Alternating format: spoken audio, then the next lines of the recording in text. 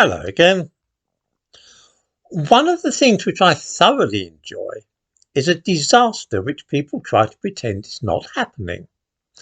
Our ability to deal with threats in this way is well honed, and we can see it coming into play when the newspapers at the moment are more concerned with some nonsense about a member of the royal family being in a television series than they are about the fact that many people in this country will soon be dying as a result of the current craze for environmentalism.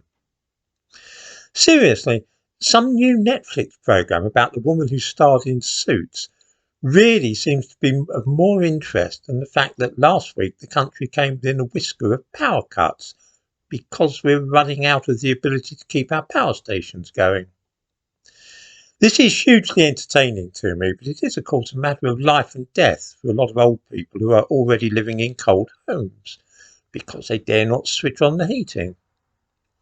News comes this morning that this country has struck a deal with the United States to buy a lot more liquefied gas. That is to say, in the name of environmentalism, we have stopped extracting gas from the North Sea, but now pay the Americans to do it on their territory instead. Then they will use huge diesel-powered ships to ferry it across the Atlantic to us. How's that for environmentally friendly? I hope the viewers will remember that during the summer we were solemnly assured that global warming meant that hot summers would kill a lot of people in Britain, especially the old and vulnerable. Can it really be the case that nobody realises that it is the cold weather in this country which kills people? Can the government really be that stupid, or is it that they know this as well as anybody but hope that by talking about global warming and climate change we would all forget which season is really responsible for most excess deaths from the weather?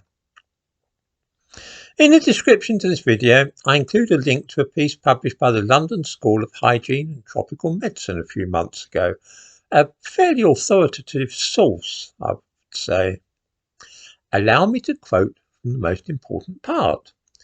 Each year in England and Wales there were on average nearly 800 excess deaths associated with heat and over 60,500 associated with cold.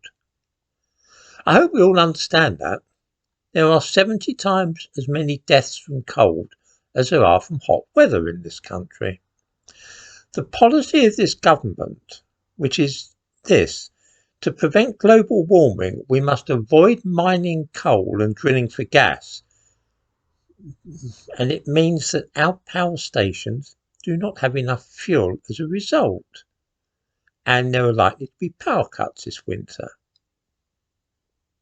In other words, because they are worried about the dangers of hot weather, they are prepared to allow more than the usual 60,000 people to die of cold this year.